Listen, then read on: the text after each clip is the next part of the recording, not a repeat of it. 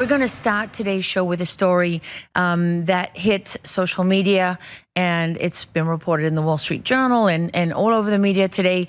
We confirmed the details with the Butler Police Department because this video that is out is quite significant, and we're going to play it here for you in a moment. Do we have that video ready to roll? If we do, we'll show you what we're talking about, and then we're going to bring in a great guest who is a sniper instructor for Green Berets at their training school. He spent many years in special operations, and then he went into the civilian world, where he's been working with law enforcement and training people in security in the civilian world. So he's really got a unique perspective, Jack Nevels, and because he's able to talk to both sides of how this works. And we're looking forward to hearing his take on this video. So if we have the video ready now, we could play that. Next building over. Right after the gap. He's got glasses, long hair. This building, he was on top of this building. The left one. I jumped up. Yellow crane. This is a very serious. This side, the first one. That one, laying down. There's a gap in between you and there. Yo, Tess, you got me up once, get me up again. All right. Good. One more. Ready? Yep. All right, ready? Let's go. 1, 2, 3. Okay, we have a short break, 1-minute break coming up, and we'll bring you more of that video and our conversation with Jack Nevels right afterwards. Don't pop your head, he's right there. This close, bro, dude. He turned around on me. He's straight up. I need an ambulance for the back. Yo, you about to hop up. He's laying down. He's going north. Next building over. Right after the gap. He's got glasses, long hair. This building, he was on top of this building. The left one. I jumped up. Yellow crane. This is a very serious. This side, the first one. That one, laying down. There's a gap in between you and there. Yo, Tess, you got me up once, get me up again. All right. Good. One more. Ready? Yep. All right, ready? Let's go. 1, 2, 3.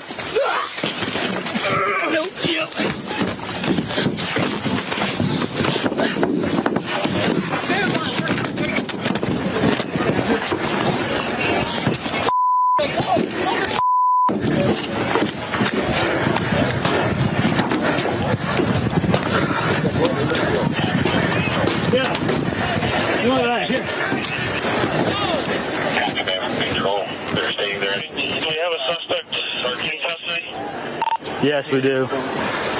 Check on our guys, make sure we're all squared away.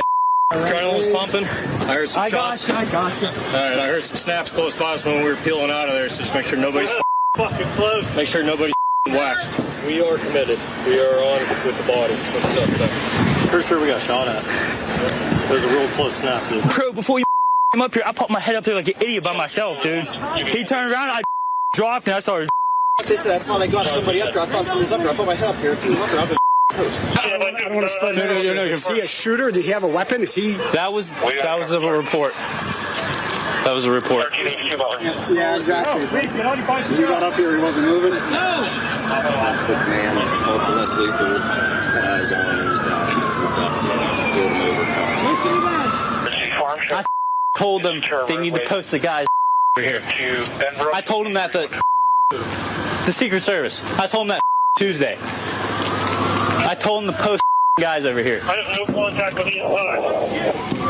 What? I thought you guys were. No, we're inside. Alpha 1, Bravo 1. Vicky.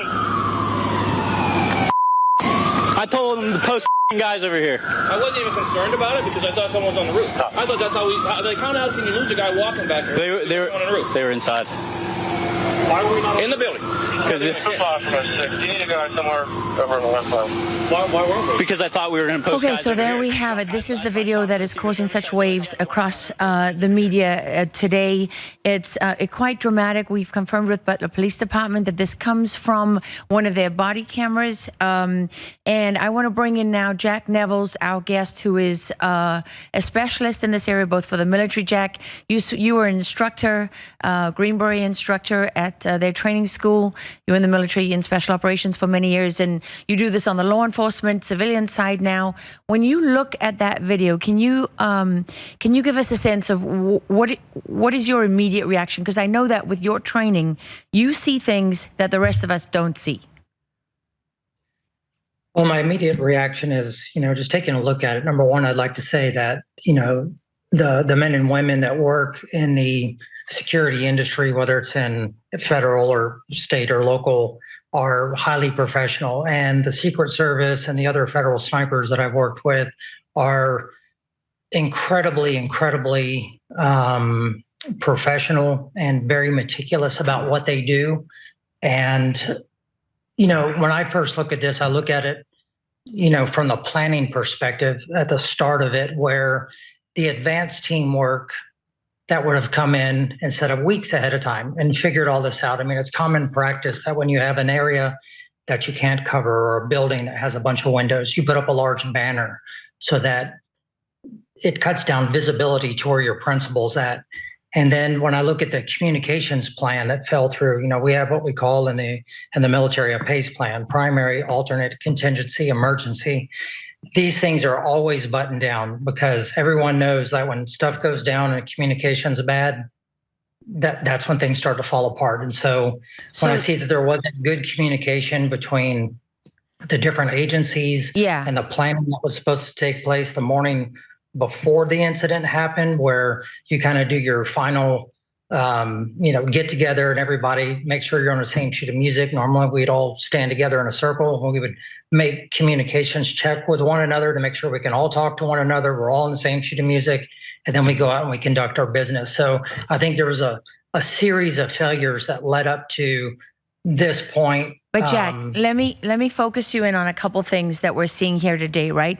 I mean, number one, this is pretty unusual. The Butler Police Department is putting out body cam videos that essentially contradict what the Secret Service director has testified and what the Secret Service is saying, right? What he testified, the acting director testified in Congress, and they're showing they really are standing up for themselves, right? But I mean, Butler Police Department is saying, we're not going down with you, Secret Service, okay? Look, here's our guy. You can hear him on his body cam, and he's saying, I told the Secret Service. Now, my immediate reaction to that is the Secret Service has one job. You laid out some of it, right? They go in weeks in advance. There's a team there the day before. This is their only job, is to secure that site. If you got windows, you put up a banner. There's no banner on those windows. The minimum that is required is that you have communications that work with everyone who's present on the ground. We all know if you don't have enough personnel, you're relying on local law enforcement. That's standard. But if you can't talk to them, that's useless. So what I see here is a lot of things that have been put in place to create the impression that these are failures, right? That these things somehow just went wrong, that this is DEI hire and this is that. But there's no way, tell me there's no way on God's earth that these things all just happened by accident. I don't believe it.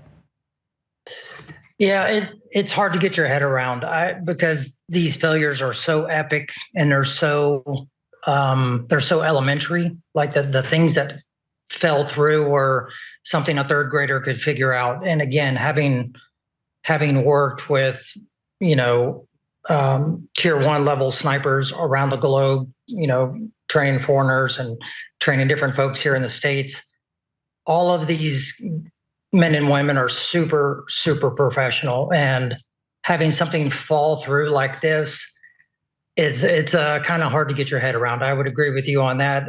Just from it's intentional. Is there any way that we don't have evidence to prove that it's intentional, but when you look at that, do you really in your heart of hearts, with all your experience, believe that happened by accident? It's hard for me to to say that there wasn't some intentionality somewhere. Now, where that intentionality lies, I have no idea, because I just can't. Again, I can't get my head around the fact that this organization that is as good as everybody, they're actually as good as everybody thinks they are. I mean, they do that level of work. And so the idea that they wouldn't do something. The globe. Okay, you got a local police officer saying, I told them to put someone on top of that building. I beep told them, right? I mean, there's no mistaking what he's saying there. It's very, very clear. So why the Secret Service? First of all, they don't need a local police officer to tell them that. Okay, anyone with half a brain can look at that site and know you got to secure the rooftops. That's it. Right, and it shouldn't be the local PD telling the Secret Service what to do in that situation. It should have been Secret Service saying, this is the plan, this is how we're executing this. They have command and control of this, and the people that augment them are just augmentees. They're not in charge of the operation.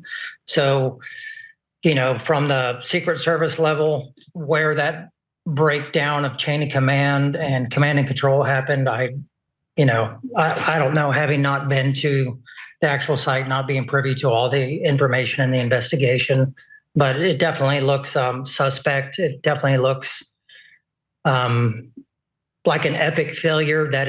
It's too epic to happen accidentally. Like, there's all these coincidences that all lined up that allowed this one shooter to be in that one place at that specific time. Seems okay. Seems very suspect. I'm gonna throw you. Final question, Jack. I'm gonna throw you a curveball here. Okay. I've been talking to a number of very senior sources, people with a lot of experience in special operations, a couple of snipers, counter snipers, and none of them believe that kid fired the shot that hit Donald Trump's ear. None of them. I mean, they don't have any evidence, but based on their experience, they say, I don't buy it. There was another shooter, one, possibly two, but there's no evidence of that yet because they're not on site. They're not investigating. What would you say to that? Where do your instincts lie? I would say it's probable. I mean, again, without having a comprehensive investigation, I would think that with an event of this magnitude that we would be having daily briefs from somebody. And we're not. No briefs from anybody. To let the American public know, to squash any conspiracy theories that may be out there. Or concerns, right? Just questions. Right now, having said that, taking a 140-yard shot with an AR-15 is a pretty easy shot. Mm-hmm. We do what we call a point blank zero. If I zero that weapon at 50 yards or 50 meters, given its trajectory, it's going to come back down and cross over your sight line, probably at around 185, 200 yards. So meaning that if you just hold the sights right at one point, all the way from point blank out to about 200, you're going to get a hit within plus or minus 2 inches vertically. Obviously, President Trump turning his head or the winds or whatnot, 5.56 rounds are very prone to deflection and wind just because of the lightweight projectile that they're firing. But is it probable that that shot could have been made by him? Yes. Is it also probable that there could have been another shooter? Possibly, without physically going on the ground and looking at where these other shots could come from a similar trajectory, a similar angle. I can't speak authoritatively about that. But if you were a betting man, Jack, and you had to put money on it, is your money on the dead kid or somebody else? Oh man, that's a good one. I'm going to get you one way or another. You're going to get me one way or the other. If I was a betting man, I would say it could go either way. How about that? You're definitely a Green Beret. Yeah. Playing it both ways. That's in the DNA. Well, there's both of that. You know the about diplomat. that. The diplomat, Jack. I'm gonna get you. I'm gonna get you in the bar and get a couple drinks into you, and then I'm gonna get the real story. Okay. Well, we'll see about that. Thank you so much for joining us. Okay. Good to see you. Thank you, and thanks for what you do. Keep the truth out there. Okay. Thank you so much. Okay.